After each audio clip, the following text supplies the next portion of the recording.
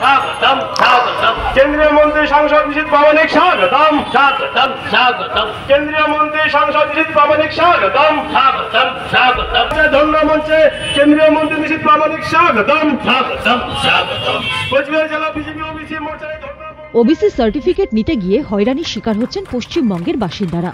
শুক্রবার দুপুরে ওবিসি ধর্ণা মঞ্চ থেকে রাজ্য সরকারকে এ ভাষাতেই আক্রমণ করলেন কেন্দ্রীয় প্রতিমন্ত্রী নিশীথ প্রামাণিক। ওবিসি সম্প্রদায়ের বিভিন্ন দাবিকে সামনে রেখে 48 ঘণ্টা ধর্ণায় বসেছে বিজেপি ওবিসি মোর্চা। সেই ধর্ণা মঞ্চে যোগ দিয়েছেন নিশীথও। বৃহস্পতিবার থেকে কোচবিহার শহরের সাগরদিঘি চত্বরে ডিআই অফিসের পাশে ধর্ণায় বসেছেন তারা। এদিন বিকেল পর্যন্ত চলবে এই ধর্ণা।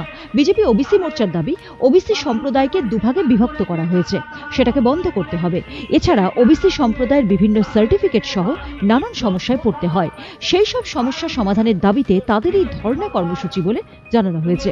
এরপরেও যদি কোনো রকম সমাধান না হয় তাহলে বড় আন্দোলনে নামবেন বলে জানিয়েছেন বিজেপি ওবিসি মোর্চার সদস্যরা। ওবিসি সার্টিফিকেট দেওয়ার ক্ষেত্রে পশ্চিমবঙ্গে যে ধরনের বাধার সম্মুখীন হতে হচ্ছে আমাদের এখানকার ওবিসি ভাইদের, ওবিসি বোনেদের, এটা এক কথায় সারা ভারতবর্ষের অন্য কোনো রাজ্যে দেখা যায় না।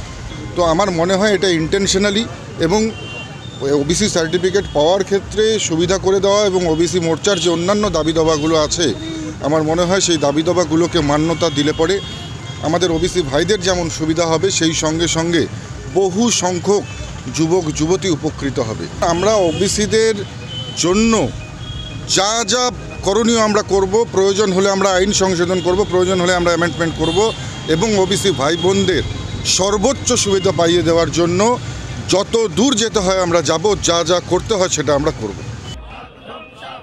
কোচবিহার থেকে শুভঙ্কর সাহার রিপোর্ট, উত্তরবঙ্গ সংবাদ।